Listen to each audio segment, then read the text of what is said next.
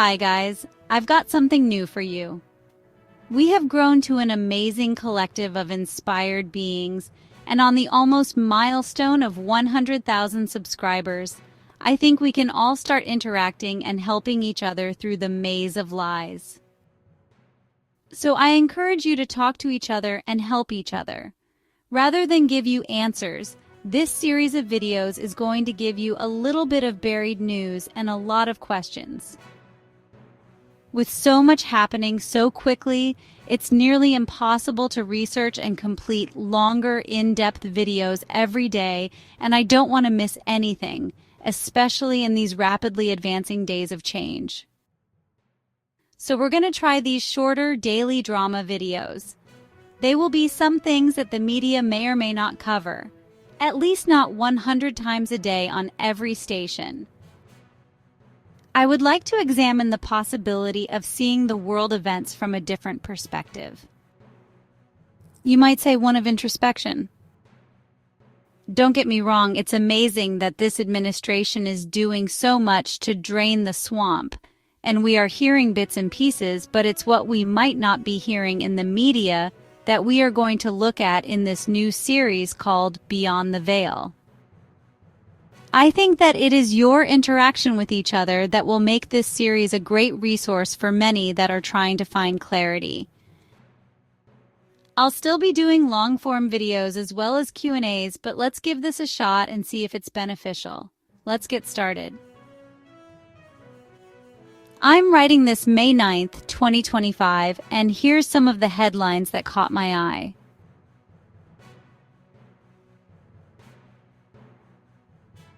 Bill Gates will donate 99% of his tech fortune to the Gates Foundation, which will now close in 2045, earlier than planned.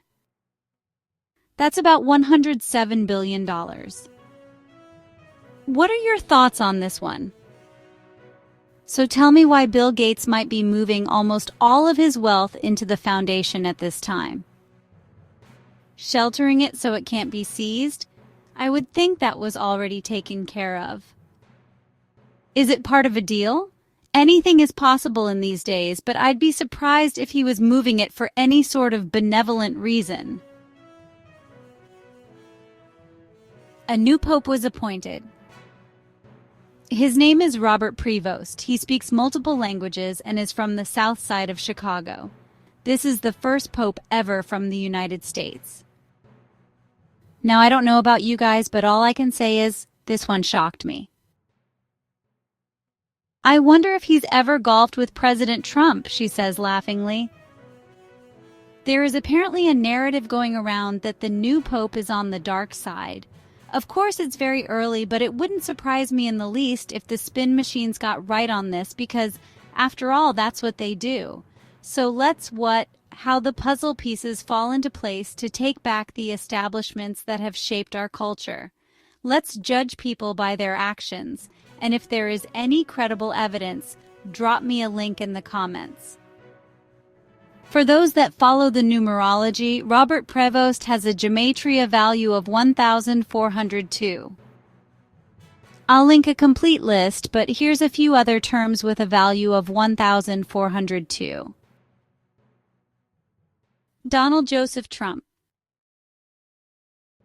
Real JFK Jr. Kennedy Vision. Love is the key. Jesus the King is coming. Human resonance frequency. Alexandria Ocasio-Cortez. My love is here. Operation Justice. Lies versus truth. Shadow aspects. And breath of God is now. Those of you who are familiar with gematria realize that these are just a few of the responsive phrases. There are many more, so go to the link and have some fun examining the numerology of this unprecedented event. America First Legal, a legal group founded by White House aide Stephen Miller, just sued Chief Justice of the Supreme Court John Roberts and the Director of the Administrative Office of the U.S. Courts, Robert Conrad, to compel records requested under the Freedom of Information Act. The suit states that Justices Clarence Thomas, Samuel Alito, and Brett Kavanaugh have all faced threats due to the weaponization of the law. I think that is an important assertion for us to know. I'll link the complaint filed in the description. So what are your thoughts on this one? My guess is that they are trying to get personal communications such as text messages and emails from the justices to show who they are really working for. People often get sloppy thinking that personal communications are private, so we often find intent of one's actions in these type of documents.